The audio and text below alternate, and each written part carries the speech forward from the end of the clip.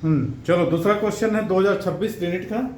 इसके पहले 2024 का मैं करवाया था यूजी का, तो वो तो प्रॉब्लम फॉर प्रैक्टिस कल करवा दिए थे। बट हमारा जो सेशन चल रहा था नीट 2026 का करवाना, जैसे चैप्टर चलते जा रहा है तो ऐसे वैसे में सारे क्वेश्चन जेई और नीट से करवाते जा रहा ताकि आपका बेसिकली स्ट्रॉन्ग हो जाए। और क्वेश्चन कैसे आते हैं कॉम्पिटिटिव एग्जाम से, तो मेन फोकस हमारा क्या आता है कॉम्पिटिटिव एग्जाम से।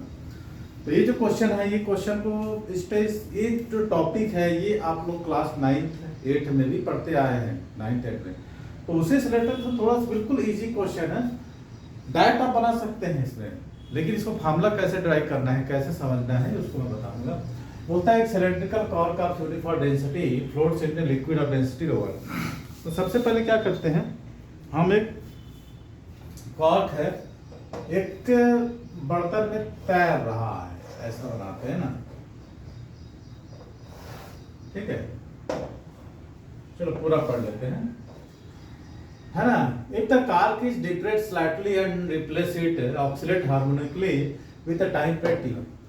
देखिए दो कंडीशन बोल रहा है। पहले कंडीशन में बोल रहा है कॉर्क है, पानी में है, वो तैर रहा है।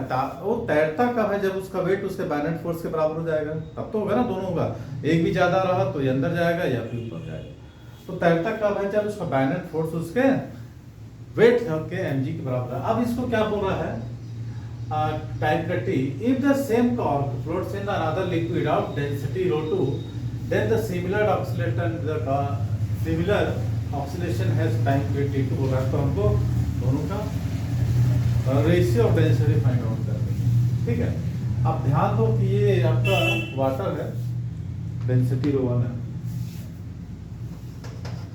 आपको एक फार्मूला निकाल लेना है, आपको डेंसिटी चेंज करने बोल रहा है, बाकी मेरे ख्याल से कोई चेंजेस नहीं है।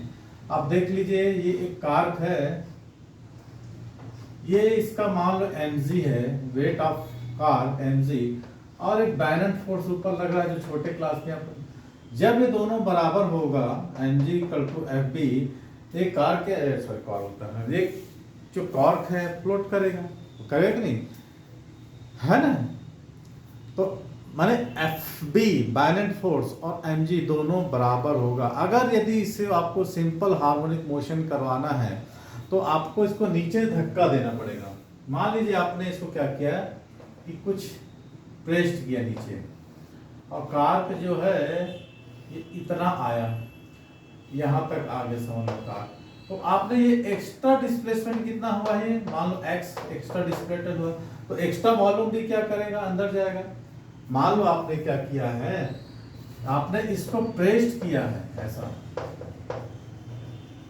आपको अभी हम फार्मूला निकाल रहे हैं, आपने इसको प्रेस्ड किया है, तो ये जो कॉर्क है कुछ नीचे की ओर गया है ना। माने ये कार्क x डिस्प्लेड किया है, तो इस पर एक्सेलरेशन भी ऊपर होगा जो कि F = बैलेंस फोर्स m के बराबर होगा। समझना मेरे को, यदि आपने को डिस्टेंस किया है, प्रेस किया है, तो एक्स्ट्रा वॉल्यूम डिस्प्लेस किया ना कुछ, भाई वॉल्यूम तो डिस्प्लेस हो रहा है, उसमें कुछ एक्स्ट्रा वॉल्यूम हो जाएगा।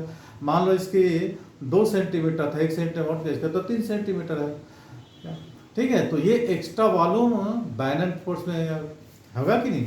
तो अब इसको आपको बराबर करना है, तो ये जो एक्स्ट्रा वॉल्यूम होगा ये F = ma के बराबर होगा। अब ये इक्वल हो जाएगा किसके, बैलेंस फोर्स के। मैंने कितना फोर्स लगाया आपने, F, है ना, तो फोर्स लगाया। तो अब इसका डिस्प्लेसमेंट माने डेंसिटी कितना था, फार्मूला लगा दो, रो वॉल्यूम कितना हो जाएगा, area * x displacement g = ma। यही है ना फार्मूला, यही फार्मूला आपको निकाल देना है।